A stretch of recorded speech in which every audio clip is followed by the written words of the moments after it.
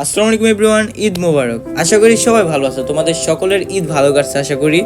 তো আমার এই ভিডিও চাঁদের দিনের, আমি এই ভিডিও এডিট করতেছি ঈদের পরের দিন। তো আমি চাঁদের দিনে পাঞ্জাবি পরে চলে গেছি মার্কেট করার জন্য, কিক মল, এটা মালয়েশিয়া অনেক বড় মার্কেট। তো আমার অবস্থা এরকম, আমি আর আগেও মার্কেট ঢুকছি, বাট আমি এরকম লাড়াচাড়া করি, সবগুলো পছন্দ হয়, লাস্টে একটা নিতে পারি না, বা নেওয়া হয় না, পরে এরকম করে কিনতে হয়।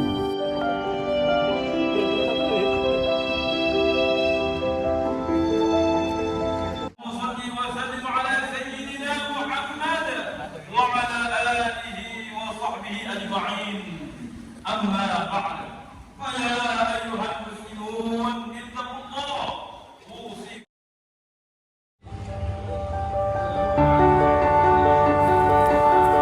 নামাজ শেষে বাসায় গিয়ে সেমাই খেয়ে বক্কর ভাইকে নিয়ে বেরিয়ে পড়ছি কেলের উদ্দেশ্যে।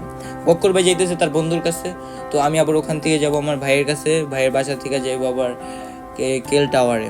ওখানে আজকে সারাদিন ঘুরবো। গেল 5টা ঈদ নিজের পরিবার পরিজন ছাড়া কাটানোর পর 6 নাম্বার ঈদে এসে আমার নিজের বড় ভাইয়ের সাথে ঈদ করতে পেরে মানে এতটাই ভালো লাগতেছিল বলার বাইরে।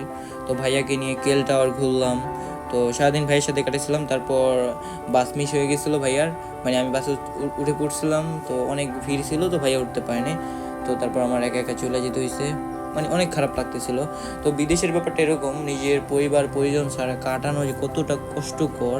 নিজে 12 ঘন্টা 14 ঘন্টা ডিউটি করে এসে নিজে রান্না করে খাওয়া, গোসল করা, নিজে জামা কাপড় পরিষ্কার করা, নিজেকে ফ্রেশ রাখা কতটা কষ্টকর তা একজন প্রবাসী জানে। তো প্রবাসীর পক্ষ থেকে সকলকে জানাই ঈদ মোবারক। তো সবাই ভালো থাকবেন, সুস্থ থাকবেন এবং ঈদের আনন্দ উপভোগ করুন, সবাই ভালো থাকেন। আল্লাহ হাফেজ।